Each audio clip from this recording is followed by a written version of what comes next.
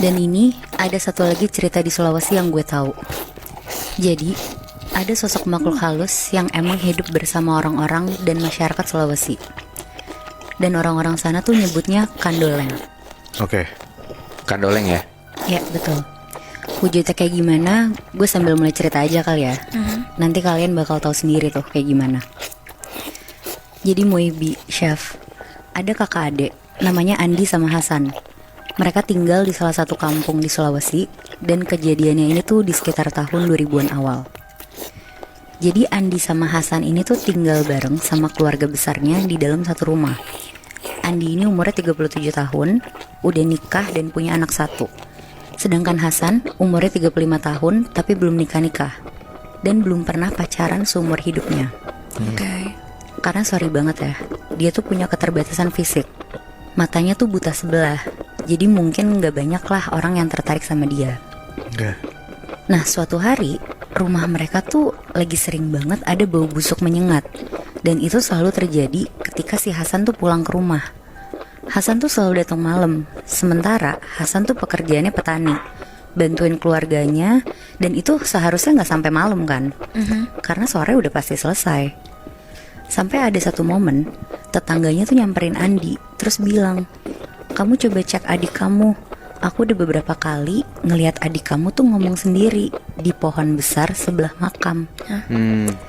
Ngedengar itu dari tetangganya, Andi tuh jadi kepikiran sama perilakunya si Hasan. Dan malamnya, kebetulan Hasan tuh baru pulang sekitar jam 11 malam. Andi sengaja tuh di situ belum mau tidur buat mantau si Hasan. Dan di situ Andi tuh ngeliat Hasan masuk rumah, terus bau busuk lagi tuh nyengat banget. Terus si Hasan langsung jalan ke kamar mandi dan dia mandi tuh. Setelah Hasan mandi, Andi langsung cepet-cepet masuk ke kamar mandi tuh bekas si Hasan tadi mandi. Dan pas Andi masuk, di Chef, satu lantai kamar mandi itu penuh sama belatung. Ngelihat itu Andi kaget banget dan langsung lari tuh ke kamar Hasan. Dan pas Andi masuk kamarnya, Hasan udah tidur tuh di tempat tidurnya, pules banget. Akhirnya Andi gak jadi nanya ke Hasan. Sampai ada satu momen dimana si Hasan ini tuh sampai subuh gak pulang-pulang. Jadi ada satu malam, waktu Andi bangun untuk sholat malam, pas dia ngecek kamarnya Hasan tuh gak ada. Ditunggu-tunggulah sampai subuh. Si Hasan gak balik-balik juga tuh. Soalnya ini beda banget sama kebiasaannya si Hasan kan. Jadi di situ Andi khawatir banget. Terus tiba-tiba entah kenapa Andi tuh kepikiran sama omongan tetangganya tentang pohon besar sebelah makam itu. Akhirnya Andi langsung cepet-cepet jalan lah ke pohon sebelah makam itu. Dan pas dia sampai, bener aja tuh, Hasan ada di situ, lagi tidur di bawah pohon besar itu. Langsung cepet-cepet tuh dibangunin sama Andi, terus ditanya, "Kenapa tidur di sini?" Si Hasan cuma jawab, Enggak, ayo udah pulang." Akhirnya pas mereka sampai rumah, diinterogasi langsung tuh sama Andi. "Udah jujur aja, kamu ngapain? Kamu pesugihan ya? Kamu main-main ilmu ya?" Terus si Hasan tuh cuma jawab, "Enggak, kemarin aku emang kecapean aja habis nganterin pacarku." Tadi kan gue bilang ya, si Hasan tuh gak pernah punya pacar kan. Iya. Nah di situ Andi juga gak percaya. Akhirnya si Hasan ngomong, "Ya udah nanti jam 5 aku undang aja pacarku ke sini biar kamu tahu orangnya." Sore tuh? Iya betul. Udah tuh, bener aja jam 5 sore si Hasan dateng bawa pacarnya. Oke. Dan yang bikin Andi lega, pacarnya ternyata cantik dan namanya tuh Nur. Terus dalam hatinya Andi kayak, oh ternyata adik gue gak bohong nih. Bersyukur juga tuh dia, di umur sekarang si adiknya akhirnya udah punya pacar. Iya. Udah tahu gitu, Andi akhirnya ninggalin mereka lah mau sholat maghrib. Dan setelah selesai sholat, Andi balik lagi ke ruang tamu. Di situ posisinya pas ke ruang tamu tuh cuma ada Hasan. Oke. Terus Hasan bilang ke Andi, "Saya mau nganterin Nur pulang dulu." Nah pas keluar rumah, Andi ngintip dari jendela. Terus dia tuh bingung, kok yang digandeng sama Hasan tuh beda. Maksudnya? Wujudnya tuh udah gak kayak Nur yang tadi dia lihat cantik, Chef.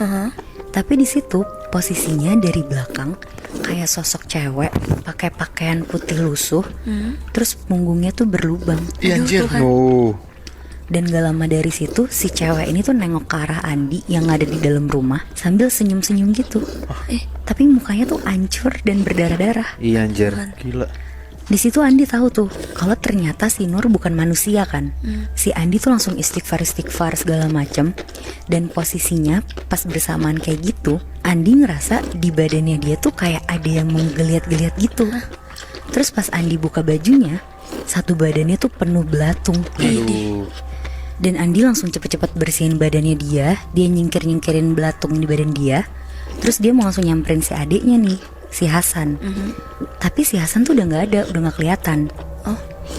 Nah semenjak kejadian Andi ngejar Hasan gak ketemu, sampai 5 hari tuh Hasan ngilang. Wow. Hah? Berarti dari hari itu sampai 5 hari ke depan ya? Iya bener chef. Dan akhirnya satu kampung tuh sampai ikut turun ngebantu Andi nyari Hasan. Dan gak lama ada tetangga yang datang tuh ke rumahnya si Andi. Terus ngasih tahu kalau Hasan tuh ketemu. Oke. Hasan tuh ditemuin sama Pak Ustadz kampung mereka. Dan posisinya tuh lagi dimandiin di WC musola. Pas Andi ngeliat Hasan di situ, mukanya Hasan tuh lagi bengong sambil diguyur pakai gayung sang Pak Ustadznya. Oke. Dan setelah selesai mandiin si Hasan, Andi langsung nyamperin Pak Ustadznya. Terus dia langsung nanya, "Pak, adik saya ketemunya di mana?" Dijawab tuh sama Pak Ustadznya, "Adik kamu ditemuin di kandang sapi, Di. Untung saya nggak telat nemuinnya. Kalau telat, udah nggak tahu tuh nasib adik kamu gimana. Soalnya dia udah bawa tali. Dia diajak bunuh diri sama Kandoleng." Wah gila. Sama Kandoleng tuh maksudnya sama si Cewek ceweknya. yang Nur yang Nur Iya, ya? bener, sama si Nur itu.